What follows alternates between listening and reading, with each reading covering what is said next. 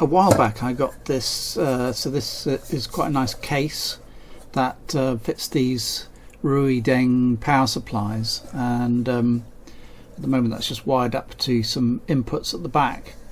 And what I had the idea of doing is actually making this into a portable power supply, so I wanted to actually put a battery unit inside. So I've actually got started with that now. So I got one of these holders for 18650 batteries. So I've got these are a few batteries that came out of a power tool actually.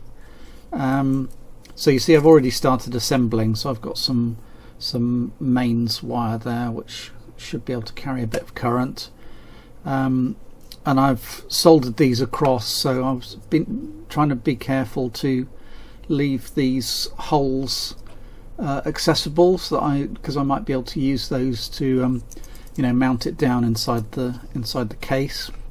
And thankfully I've remembered to put some bits of heat shrink sleeving on before I attach the wire. So I'm going to go and have a look for my heat gun in a minute, and then I'll make sure that I've got these soldered ends covered up as much as I can.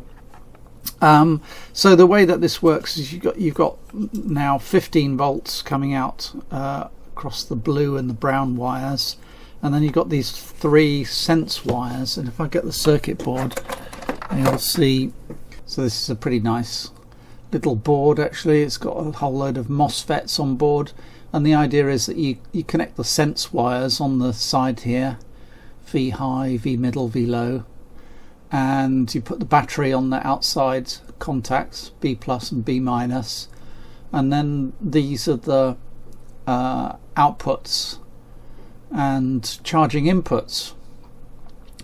So I'm going to assemble that, make sure I can charge the batteries, and obviously also make sure that the 15 volts comes out of here, and so then that will be the internal power pack that I'm going to use to drive this this Ruideng module. And obviously 15 volts, or I think it's nearly 16 volts. Is it 15.6? I can't remember.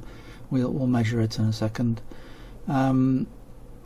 So 15 or 16 volts doesn't take this power supply to its maximum, but I think as a self-contained portable unit that still makes it quite useful.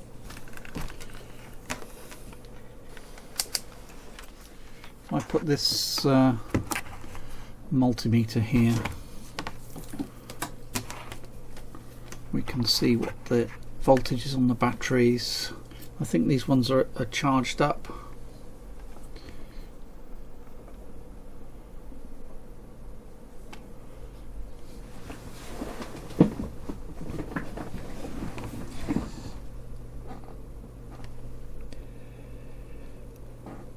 Oh, so there you go, that's about 15 volts, but that's quite useful. So I should be able to then have this power supply provide anything up to about 14 volts, because I think there's a slight voltage drop in the power supply.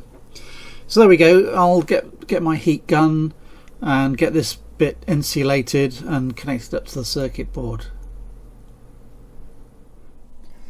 Let me share this schoolboy error with you. So I was just stripping these wires here, ready to connect it to the circuit board. I'd left the batteries in place. I saw there was some smoke coming up, and you see the plastic has melted on this wire here. So after I stripped these wires, two of them made contact and touched, so they're basically shorting out one of these 18650 cells, so it got really hot and melted the plastic. So don't do that. I think I'm going to take the batteries out of the holder now so that I can continue to do the wiring. Okay, so the moment of truth, we're going to power on.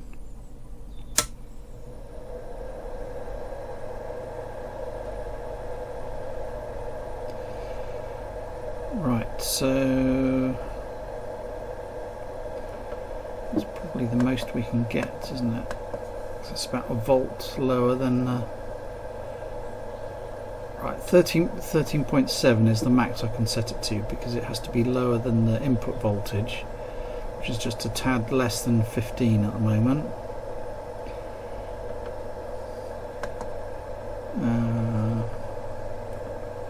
Right, switch that output on, and I've got some power resistors here, 0.27 ohms, 2 in parallel, so it's going to be about 0.15 ohms at 10 watts. So we'll just wire that up. Got a couple of crop clips here. You can hear the fan kicking in inside the module there. So there we go. It's current limited at 2 amps. So this module's the 50V2, DP50V2, which means it's limited at 2 amps. So that's maxing out this module now, and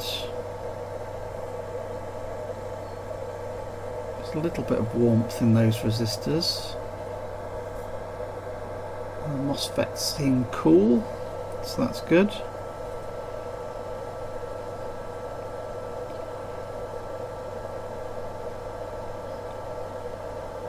Yeah, so that's a good test. We're at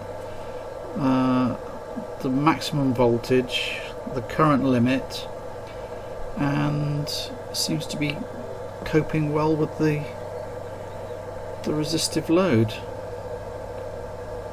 Slight amount of warmth there.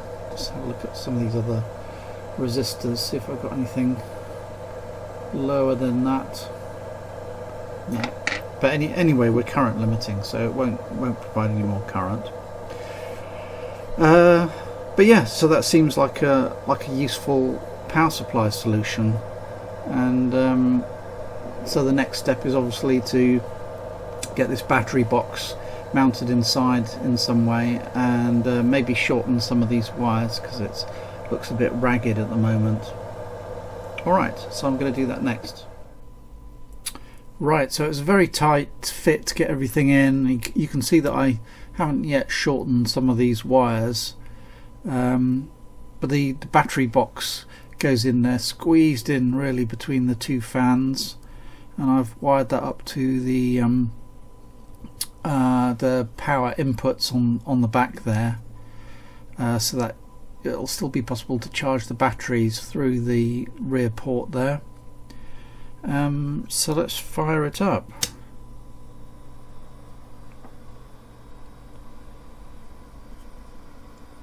So there you go. So that's all put together,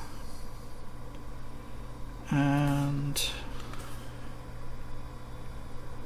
ready to be used. So I'm just well, what else was there? Yeah, so the charger controller board you see there, I've hot glued it into place, which is not super pretty, but it's quite functional, and I've got some insulation on the bottom there in case it drops down, so because I didn't want it to short anything out.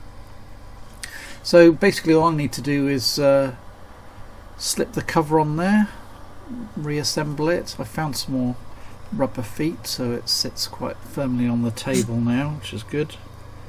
So I can fully assemble it, and then we'll give it a test. Okay, so we're fully assembled again.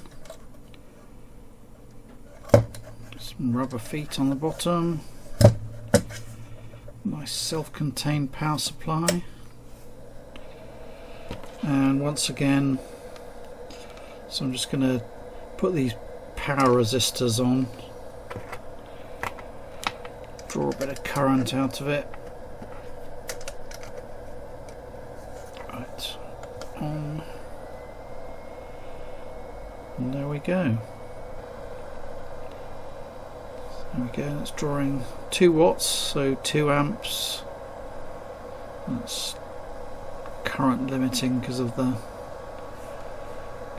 very low resistance across the output.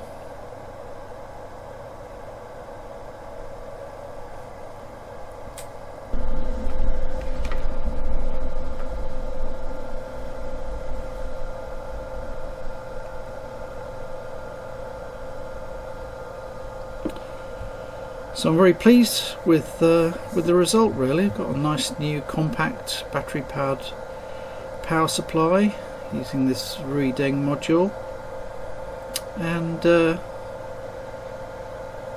you know, that seems good to have a little portable device like that.